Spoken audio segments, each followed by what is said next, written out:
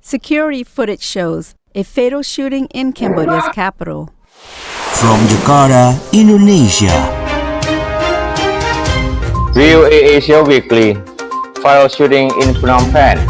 Kenya's GenZ led anti-tax hike protest. And live public updates powered by VOA, Voice of America.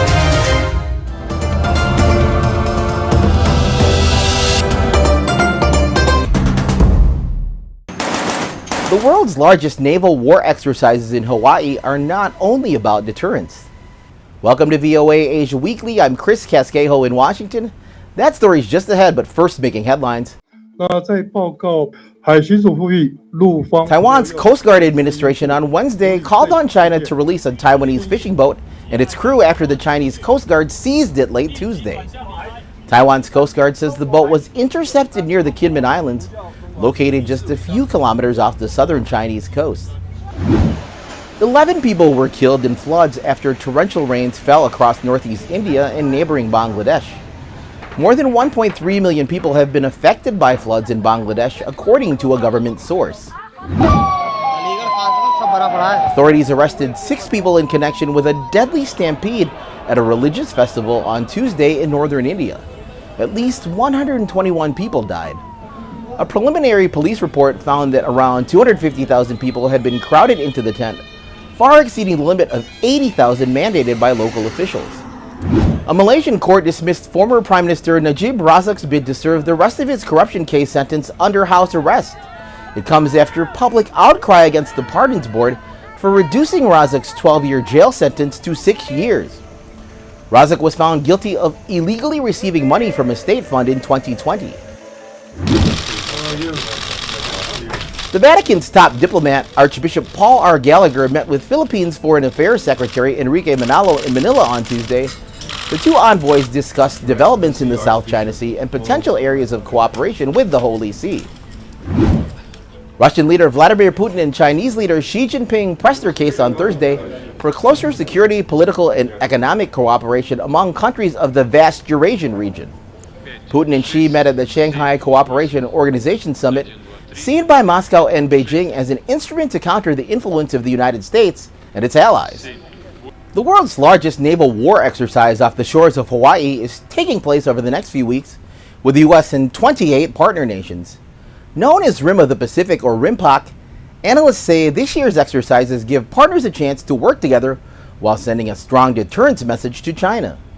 VOA Pentagon correspondent Carla Babb has details. International cooperation on a scale like no other.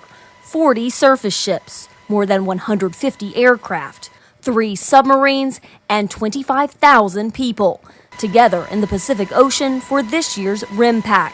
Nations from across the globe are practicing a wide range of missions, from natural disaster response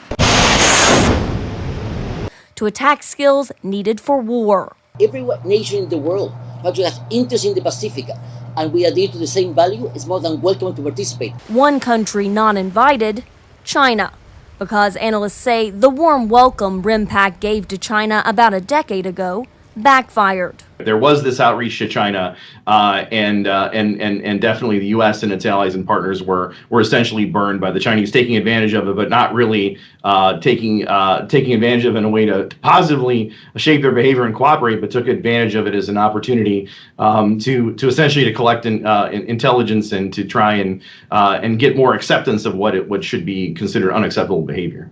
Now, officials say the biennial exercise sends a strong message to China to stop bullying its neighbors. They're not just going to be facing the United States and the country they're targeting, but they're potentially going to have to deal with a response from a wide range of countries that have common interests in deterring and confronting Chinese aggression and its threats to free and open Indo-Pacific.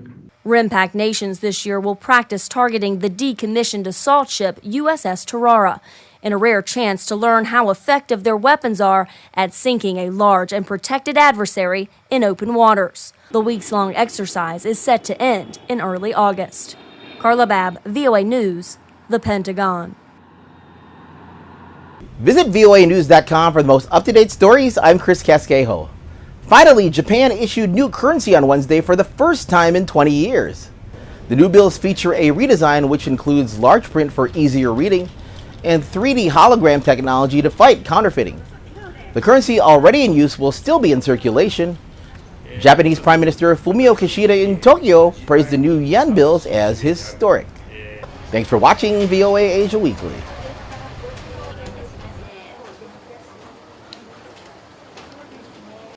Video shows viral shooting in Phnom Penh, and police said that the silent real estate tycoon Sri Saina killed 27 years old Long Lee Song and his fiancée, 26 years old Kin Kanchana, during the attack earlier this month. Security footage shows a fatal shooting in Cambodia's capital. Police say the assailant, real estate tycoon Sri Saina, killed 27-year-old Long Lee Song and his fiancée, 26-year-old Kin Kanchana, during the attack earlier this month. 2 others were injured. Reports in Cambodia say the shooting occurred because of a long-standing dispute between neighbors that involved a parking space, a clothesline, and a mango tree. Cambodian authorities have charged Sri Saina with murder, attempted murder, and illegal use of a firearm. He faces up to 15 years in prison for each murder. But some in Cambodia doubt Sri Saina can be brought to justice by Cambodia's weak legal system.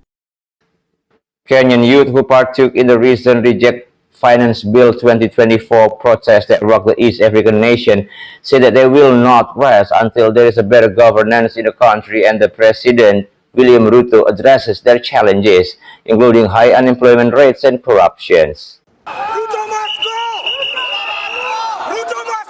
The demonstrations were part of a series of protests led by Kenyan youth who initially flooded the streets of the East African nation to speak out against tax hikes that were championed by government but rejected by President William Ruto on Wednesday. Ivy Wangui is one of the protesters who took to the streets of Kenya's capital to speak against the tax hikes and bad governance. She says Kenyan youth feel betrayed by Ruto. Honestly, the lies that he fed us, unfortunately, I'm going to call them the lies that he fed us when he was campaigning to be president.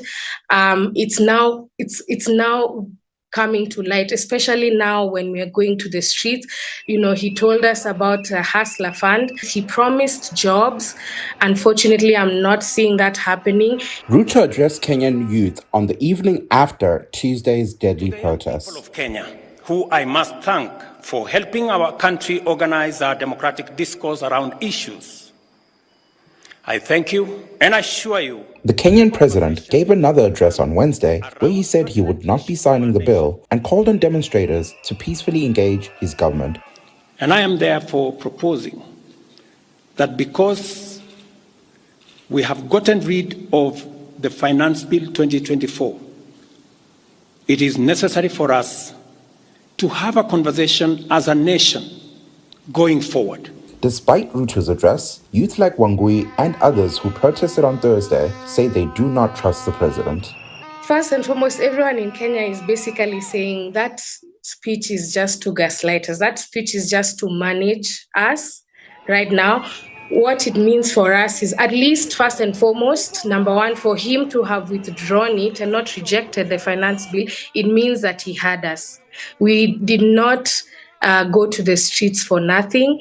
People did not lose their lives for nothing. You know, we're just going to continue fighting for what's right. Influential figures and opposition leaders across Africa, including South Africa's Julius Malema, took to social media to express solidarity with their Kenyan counterparts. They applaud young people from the East African nation for their usage of social media to organize protests, which is centered on pushing authorities to prioritize policies which are friendly towards the youth, the poor, and the unemployed. Mike Ove, VOA News, Washington. The Voice of America, VOA. Thank you for being with us. My name is mirzawardana. Until next time on Emland of the Updates, powered by VOA, Voice of America.